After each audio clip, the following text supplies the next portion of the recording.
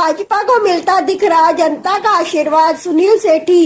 महानगर व्यापार मंडल चुनावी चर्चा पर महानगर कार्यालय देवपुरा पर व्यापारियों द्वारा चुनावी चर्चा पर कई विषयों पर चर्चा हुई, जिसमें जिलाध्यक्ष सुनील सेठी ने कहा कि महानगर व्यापार मंडल द्वारा लगातार जनता से अधिकतम मतदान की अपील की गई, लेकिन गर्मी सुबह 8 की जगह 7 और शाम को 6 से की जगह 5 बजे मतदान का समय करना और अन्य कारणों से मतदान प्रतिशत कम रहा, जो भविष्य के लिए विचारणीय है। इस लोकतंत्र के महोत्सव पर भी जनता को जागरूक करने के लिए चुनाव आयोग और प्रशासन को ध्यान देना होगा, जिससे मत प्रतिशत बढ़े और देश में लोकतंत्र की चुनी हुई मजबूत सरकार बने। चर्चा पर व्यापारियों ने सभी निष्कर्षों का गुना भाग के आधार पर भाजपा प्रत्याशी को जनता का आशीर्वाद मिलता बताया। जिस तरह राष्ट्रीय हित में मतदान हुआ, उससे भाजपा को मजबूती मिलती देखी जा रही है, लेकिन आगामी निकाय चुनाव आयोग को जन जागरण पर विशेष ध्यान देना होगा। महानगर महामंत्री नाथीराम सैनी एवं जिला उपाध्यक्ष पंकज माटा ने कहा कि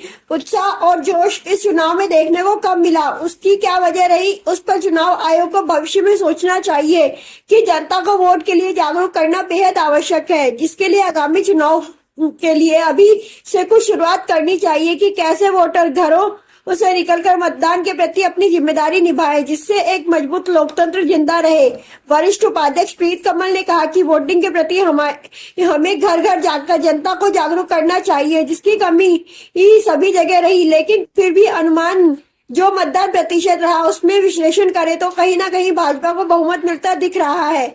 नए वोटरों में, युवाओं में, बुजुर्गों में मोदी फैक्टर का जादू चला, जिसमें हरिद्वार लोकसभा सीट भाजपा प्रत्याशी त्रिवेंद्र रावत की झोली में जाती दिख रही है।